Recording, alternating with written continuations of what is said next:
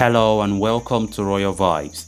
Meghan Markle admitted she planned her wedding decades before she married Prince Harry, revealing details of her dream day during the latest episode of her podcast. So before we get right into it, if you haven't subscribed to the channel, please make sure to do so. Give the video a like and please watch it right up to the very end. The Duchess of Sussex discussed the stigma surrounding being single in her latest episode of Archetypes, her chart-topping podcast on Spotify. Sitting down with writer and comedian Mindy Kaling, Meghan Markle gave insight into her own ideas of relationship and how they have changed over the years. Why Mindy, an unmarried woman who decided to start a family on her own, opened up about the joys and challenges that come with being a single mother with a successful career. Both women talked candidly about their childhoods and upbringings, bonding over a shared love for Archie comics and not always fitting in at school. Meghan, who married Prince Harry in a spectacular royal wedding back in 2018, revealed she was the smart one, not the pretty one, during her school years, and of course questioned whether she would ever get the guy. She also recalled planning her dream wedding decades before her actual wedding to the much-loved English prince. The Duchess said, "When I was 14, I planned my wedding, not my actual wedding. That would have been a bit harder to imagine. This wedding was an assignment for my religion 2 class in Catholic school. I remember every little thing about it.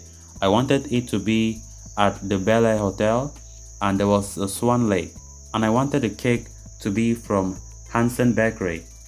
And the dress, oh my goodness, the dress was strapless and proofy, and I would seen it, in a bridal magazine, and I bought it, not the dress. I bought the bridal magazine because I took this project so seriously."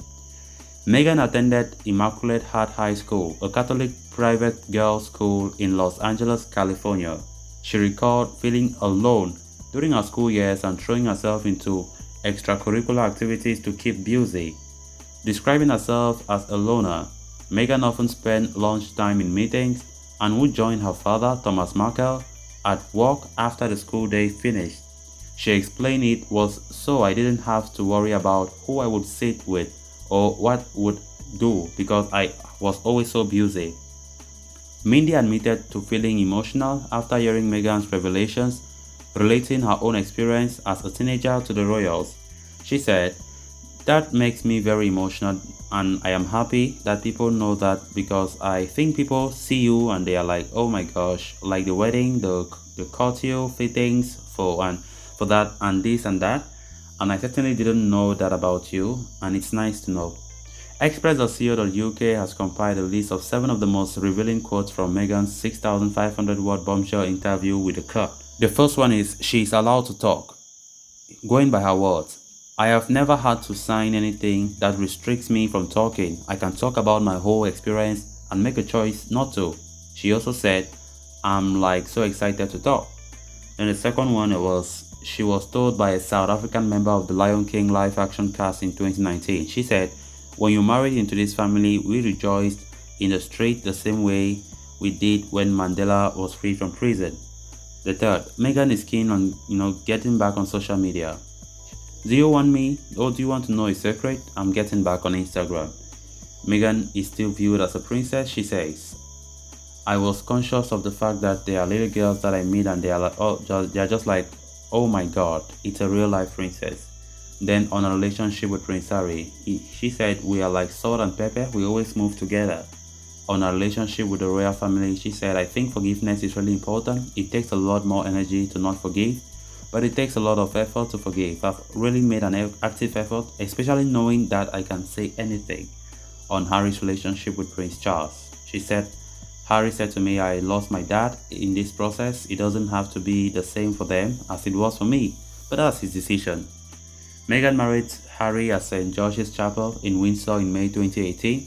Around 600 guests were invited to that ceremony and it drew an estimated television audience of 1.9 billion. Unlike 14-year-old Meghan's dream wedding, which would have seen the former Hollywood actress get married at the Bel Air Hotel, a luxury wedding venue on a 12-acre estate in an upscale residential LA neighborhood, the Duke and Duchess of Sussex wed in a late medieval chapel. which sits in the shadow of Windsor Castle. Their cake, lemon and elderflower flavored, was made by London-based baker Clefta, going against the traditional royal practice of serving a fruitcake at weddings. Mrs. Stack is originally from California, and her bakery, Violet Cakes, is famous for cupcakes with seasonal buttercreams. The successive choice of baker perhaps harks back to the Duchess's teenage plans for a future wedding with Hanson's Bakery, now known as Hanson's Cakes, which is, known to be a favorite among the Kardashian-Jenner family, self-describing as the go-to bakery for all the occasions and publishing plenty of pictures of buttercream-covered cakes and cupcakes. In the 27 years since Meghan devised her dream wedding plan, it seems her taste in fashion has changed immensely. While at the age of 14, she hoped for a strapless and puffy gown, at 36 she opted for a simple silk dress and 3/4 length sleeve, an open boat neckline and a tray. Later on her wedding day, she changed into her second dress, a white high halter neck style gown, which was completely sleeveless. Perhaps an explanation for Meghan's choice of dress is the rules surrounding royal brides' fashion choices. Royal weddings and ceremonies built on centuries of tradition and often take place in churches. For this reason, brides tend to choose conservative necklines and stay away from revealing silhouettes.